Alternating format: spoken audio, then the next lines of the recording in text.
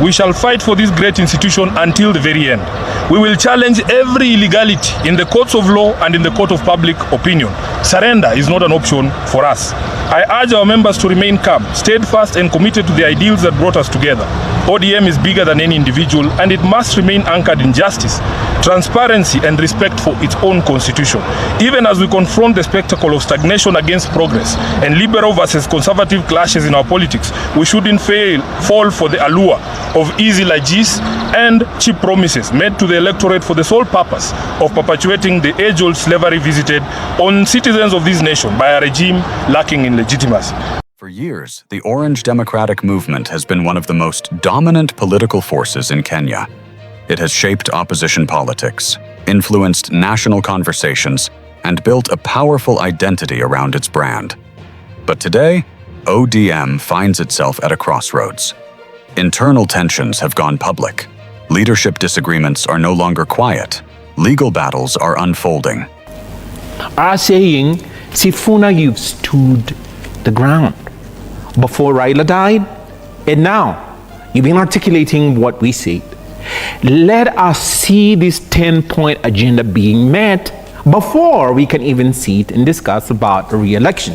So this, unfortunately for UDA, will mutate more and more into a faction of ODM that is unstoppable. Okay. And what Mheshimiwa was saying is that, on the 27th of March, Sifuna will be out, and that now will be a closed chapter. Really? One central question is beginning to surface. Who really owns ODM? Nimesikia Sifuna anaongea na nguvu. Wakati unaongea mambo yangu Sifuna, ukinisukuma sana, nitaitisha mkutano naweza kufanyia discipline. The recent developments surrounding Nairobi Senator Edwin Sifuna have brought this question into sharp focus. His removal from a key party position, followed by intervention from the political party's disputes tribunal, turned what might have been routine internal restructuring into a national political moment. When party disputes escalate to legal arenas, it signals something deeper than simple disagreement. It suggests competing centers of influence. On paper, the Orange Democratic Movement belongs to its registered members. It operates under a party constitution. It has a national executive committee. It has formal structures that define authority. Legally, no single individual owns the party.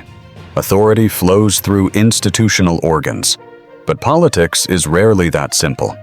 In practice, political ownership is often about influence, not paperwork. It is about who commands loyalty, who shapes messaging, who mobilizes supporters, who defines the party's direction.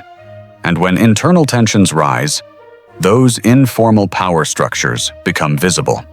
Our party leader is Dr. Oburu Odinga, and he doesn't respect that. So the fact that when he's in Siaya or in Tononoka, you are in Kajiado or Kakamega, that shows that you are not the SG of the party.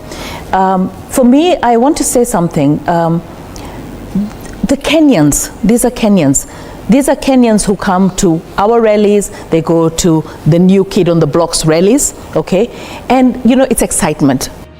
There are two ways to interpret the current situation. The first interpretation is institutional. ODM is exercising its internal discipline mechanisms. Leadership changes happen. Structures assert themselves. The party adapts and moves forward. The second interpretation is structural. Competing visions are emerging. Factions may be positioning for future influence, and what looks like restructuring may actually reflect a deeper struggle over succession and long-term control. Political parties do not split overnight.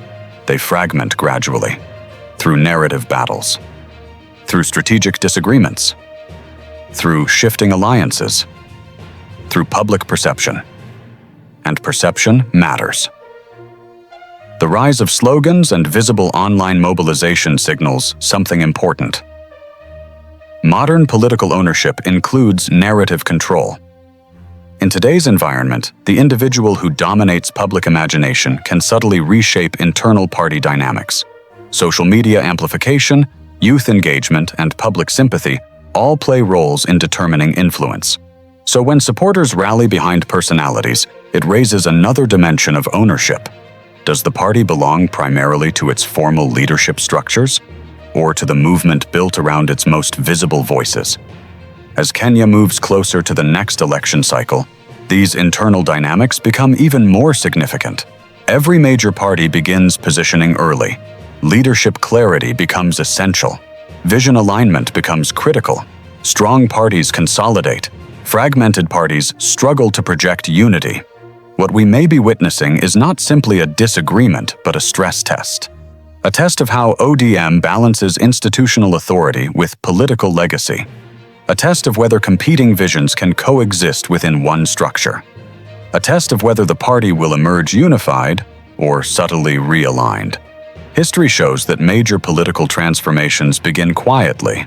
They begin with disputes that reveal deeper structural tensions. They begin with legal interventions that expose competing claims to legitimacy. They begin with questions that seem simple but carry long-term consequences. Who owns ODM? Legally, it belongs to its members and its constitution. Politically, it belongs to those who can command loyalty, define its narrative, and mobilize its base. As the drama continues, the real story may not be about one position or one decision. It may be about how power inside the party is evolving, whether it consolidates around clear authority or diffuses into competing centers of influence. This is more than a temporary headline.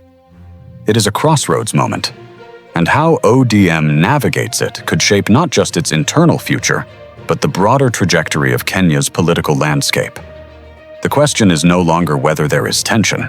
The question is what that tension produces next.